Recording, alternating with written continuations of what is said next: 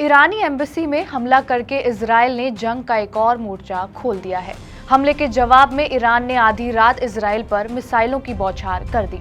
हालांकि अभी तक इजरायल ने जवाबी कार्रवाई तो नहीं की है, लेकिन वॉर कैबिनेट में नेतन्याहू ने ये जरूर कहा है कि इसका जवाब दिया जाएगा। बहरहाल इजरायल सेना के प्रवक्ता ने दावा किया है कि ईरान की तरफ से दागे गए 99% मिसाइलों और ड्रोन को हमारी सेना ने मार गिराया है।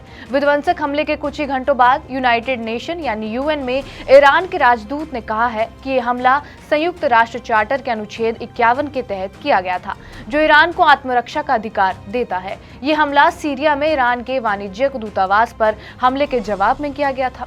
इस हमले के साथ ही ईरान ने युद्ध खत्म करने की भी बात कह दी है। हालांकि ईरान की तरफ से ये जरूर कहा गया है कि अगर इजरायल पलटवार करता है तो ईरान की तरफ से कड़ी कार्रवाई की जाएगी। ईरान ने यह भी तर्क दिया है कि इजरायल के द्वारा किया गया हमला उसकी संप्रभुता पर सीधा हमला था, इसलिए यूएन चार्टर का आर्टिकल 51 देशों को हमले की स्थिति में सेल्फ डिफेंस यानी कि आत्मरक्षा का अधिकार देता है। ईरान ने इसी का हवाला देकर इजरायल पर हमले का बचाव कर लिया है। अब समझिए क्या है यूएन चार्टर का आर्टिकल 51 जो किसी भी देश को आत्मरक्षा का अधिकार देता है। दरअसल यूएन चार्टर के आर्टिकल 51 के तहत संयुक्त राष्ट्र के किसी भी सदस्य के खिलाफ अगर सशस्त्र हमला होता है तो वो देश इस अनुच्छेद के तहत अपना बचाव कर सकता है, यानी उसके पास ये अधिकार होगा कि वो अपनी आत्मरक्षा के लिए जरूरी कदम उठाए। हालांकि आत्मरक्षा में वो देश जो कुछ भी करेगा इसकी जानकारी सुरक्षा परिषद को देनी होगी।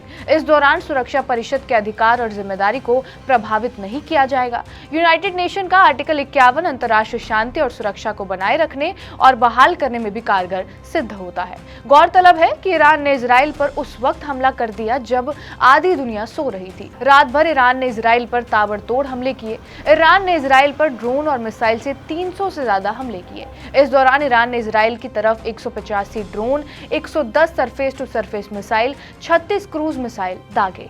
इन हमलों की वजह से मची भगदड़ में 15 से ज्यादा लोग घायल हुए, जबकि इजरायल की नेवातिम एयरबेस को नुकसान पहुंचा है।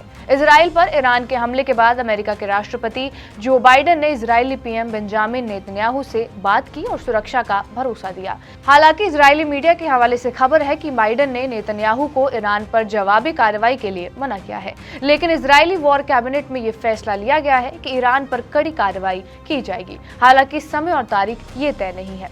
इजरायल पर ईरान के हमले के बाद संयुक्त राष्ट्र सुरक्षा परिषद की बैठक हुई, जिसमें सिक्योरिटी काउंसिल के प्रमुख एंटोनियो गुटेरेस ने दोनों देशों के प्रमुखों को चेतावनी भरे लहजे में कहा है कि अब दुनिया एक और युद्ध बर्दाश्त नहीं कर सकती। बहरहाल आपका इस खबर पर और इस वीडियो पर क्या कुछ कहना है हमें कमेंट बॉक्स में जरूर बताएं। बाकी देश और दुनिया की तमाम बड़ी खबरों के लिए बने रहिए हमारे साथ TV9 डिजिटल पर।